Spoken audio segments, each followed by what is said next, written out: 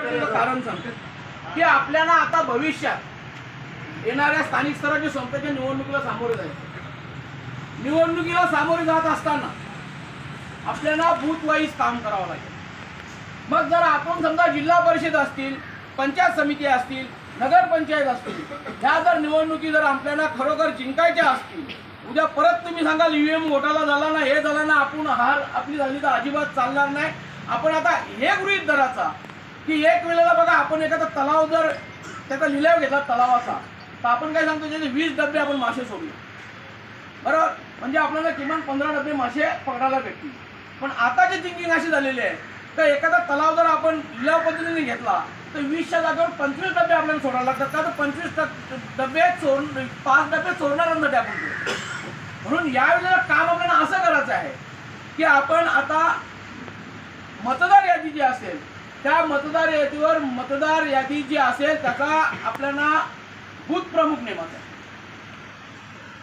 Booth प्रमुख नेमल्यानंतर आपल्याला त्या बूथ प्रमुखाकडनं काम हे करून घ्यायचं आहे की आपल्या मतदार यादीमध्ये आपले प्युअर शिवसैनिक किती आहेत, त्यांची मतदार यादीमध्ये जी नोंद आहे त्यांना आपल्याला शिवसैनिक म्हणून त्यांची आपल्याला आता नोंदणी, सभासद नोंदणी करायची।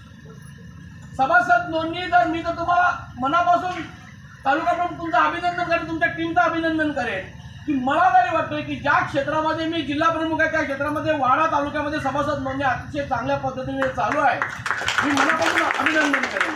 परंतु हे सर्व करत असताना आपण एका फक्त ऑफिसमधून सभासद नोंदणी करण्याचं काम जो चालू केलेलं आहे, तर माझं प्रामाणिक मत असं आहे, मी तुम्हाला काय विचारलं तर शाखा प्रमुख किती आहे किंवा उपतालुका प्रमुख आहे, मला याच महिन्याच्या शेवटच्या आठवड्यामध्ये किंवा पुढच्या महिन्याच्या पहिल्या आठवड्यामध्ये जसा शहापूरचा दौरा माझा संपतोय, मी लगेच वाड्याचा दौरा, मी शेवटला गोंडीचा दौरा घेणार आहे। परंतु वाड्याच्या दौऱ्यामध्ये मग 2 दिवस लागू दे का 3 दिवस मध्ये मी इकडेच थांब मांडून राहील।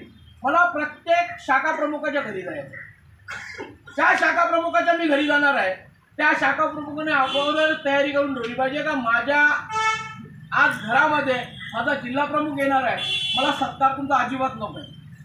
मला तुमच्याकडनं अपेक्षा ही आहे की ज्या तुम्ही गावाचे शाखा प्रमुख असाल, ज्या विभागाचे शाखा प्रमुख असाल, ज्या तुम्ही वस्तीचे शाखा प्रमुख असाल, किती तुमच्याकडे पोलिंग बूथ आहेत आणि त्या पोलिंग बूथवर किती आपण पोलिंग बूथ प्रमुख नेमून केलेले त्याची पूर्ण मला माहिती।